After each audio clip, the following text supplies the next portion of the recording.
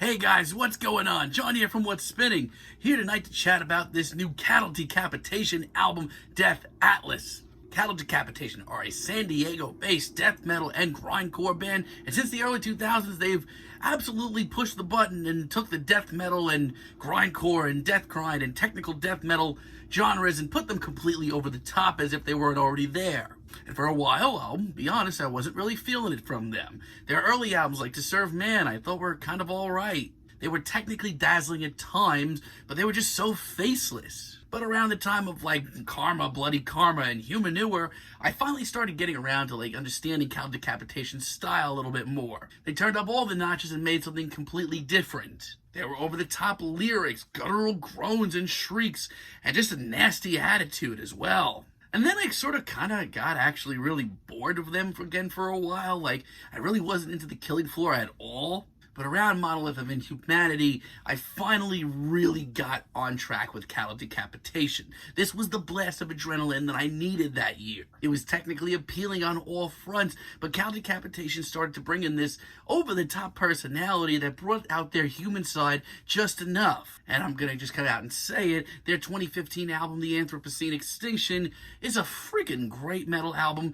Dare I say the easiest Cattle Decapitation album to get into. Now, I've needed a good metal album for a while now, even though I still am bumping that Gate Creeper hard. But still, these Cattle Decapitation singles that have been coming out have made me a pretty freaking happy dude. Let's chat about this new album. The album starts off with Anthropogenic and Transmission, and honestly, Cattle Decapitation have a serious way with ushering in this album. Yes, this may be a 2-minute instrumental intro, but it's brilliant foreshadowing. The twisted instrumental is great, and these grainy voices that are popping in and out are genuinely disturbing. Instantly, I'm right in the middle of this awful, disgusting, putrid, dystopian future, and yeah, right on, man, that's cool. Cattle Decapitation then take off with the Genocide. They don't waste a single second with this absolutely pulverizing riff. The death metal tendencies here are absolutely brilliant. Moments into this track, I just feel like I'm home. I'm right back in the seat and just watching this awful, disgusting show of humanity. Grotesque vocals, solo after solo, and not a drip of hope in sight. And I freaking love this chorus. It's just so twisted and catchy in its own weird Cattle Decapitation way. When I'm going into a Cattle Decapitation album these days, I don't really know if I'm going to like it or not, but with this track, I instantly knew that I didn't have anything to fear. I could just enjoy it. Not to mention, those solos in the second half, I'm blown away by. Honestly, as a whole, Cattle Decapitation have come so far in creating an entire album. I'm not going to go completely home and write home about interludes like The Great Dying, but it's effective and it pushes their ideas much further. I mean, yeah, it's preachy as hell, but have you seen some of this band's artwork over the years? And One Day Closer to the End of the World all around is just a great single. It's muscular, it's pulverizing, it is vicious. I would even go as far as to say that if you're new to Cattle Decapitation, this would be a great place to start. Once again, it's oddly melodic for its chorus, which is something I'm always going to love from these guys. But it's also an all-out assault, taking every prisoner in sight and not holding any punches. On top of that, it's just so vast, so cinematic in parts, much like a lot of the other material here. It just shows how much they've grown as a band from this early San Diego band that was just pushing out pulverizing riffs of just sheer aggression with no thought behind it. This is a metal album. Finish them in every freaking way is a workout jam. As a matter of fact, all around, it's one of the most accessible tracks here, even lyrically, which is honestly a pretty nice change of pace.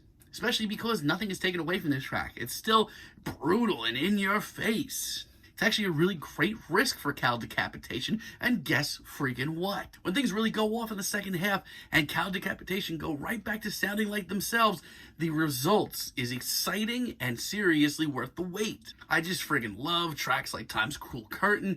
Call me a sucker for looking at an album as a whole, but this track, since it's at the tail end of the album, has a sense of finality to it that I think is a great touch. And yes, it's just as massive and hulking. But there's also a great sorrow here that I can't help but really feel for. It's just something that seems so correct in Cattle Decapitation's world. Of course, once again, it takes off and it's just as blistering and cruel. But that slight human touch is so powerful and drives home the message of Cattle Decapitation's music so much more. We also get a lot more technical stuff on here, like on Be Still Our Beating Hearts. Right off the bat, Cattle Decapitation sound ready to take every prisoner in sight. It's a little bit harder to keep track of, but I don't completely hate that. Now, let's be chatting about this chorus here. It's like this disgusting guttural growl that comes off almost like a chant. And honestly, it's campy and over the top, and I love it. Much like their last couple of albums, that human touch just really sells all of this. Now, I will admit, I'm still kind of thrown off every time I hear a slightly catchy chorus. It's like just something that doesn't always click with me right at first, but they do it well. And don't freak out, everything else about this track is absolutely blood pumping. Bring Back the Plague has this sense of grandiosity that I really cannot look away from at all. It's just so epic and huge sounding, even when those guitars come in and rip through everything. It's gruesome, and no, there is absolutely no hope in sight still. And this chorus is just an absolute showcase for the bizarre and the more monstrous moments of this album. I mean, only Cattle Decapitation could make a track about a plague and make it sound so joyous and triumphant. And the final moments here are just so desolate and so final. Yes, please. And with all disrespect, my friends, this is just sheer brutality. This one is just seemingly coming at you from all angles. Did I mention the production on this album is pretty awesome? Not to mention some of the dueling vocals on this track, maybe some of the best here. Like, there is something genuinely compelling about these gruesome grunts and these tortured shrieks standing side by side that is just wowing. And yes, the chorus is a little over the top, actually a ton over the top, but once again, have you seen the artwork? Even some of the later moments on this track dipping into like speed metal are done really well. Now, I will admit, Cattle Decapitation do have a few slight hiccups on here. For one, Vulturous, not a fan. This one's a little bit more chugging, a little bulkier. For some reason, I don't buy it. You have to realize Cattle Decapitation are the kind of band that you have to turn off your insanity to. But for the life of me, this one really puzzles me. Here, I actually feel like Cattle Decapitation are putting on a front and trying too hard, which is something I haven't said about anything else here. And I have a lot of the same things to say about Absolute Destitute. It's that chugging sound, once again, that I'm just not really that into. And then this track just sort of takes off with nothing behind it. I just feel like it's a waste, honestly. Like, they have come so far as planning goes and a concept. But this is just a really cruel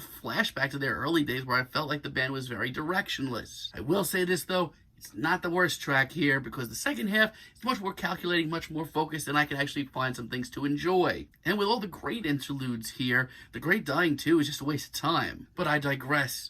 This album is freaking great, and it's probably going to be my metal album of the year. And Cattle Decapitation ended off great too. The Unerasable Past, like, call me crazy, I'm eating this up. It's just another interlude, but like, I'm such a sucker for an atmosphere, especially in metal, that I can't help but really get behind this. And as a finale, Death Atlas, this 9-minute monster, freaking rips. I mean, this worried me from a distance. A 9-minute Cattle Decapitation song, that's intimidating. And no, they don't waste a single second here. As a matter of fact, these vocals are more in your face than ever. And this may just have the album's most soaring instrumental. And I have to say, it just really ends off this album on a tremendous note. It's melodic and incredibly memorable, but it doesn't hold any punches back still. It's just as intense until the final moments. And on top of that, it progresses masterfully from movement to movement. I've always been very picky on this more progressive side of death metal, this more technical side, but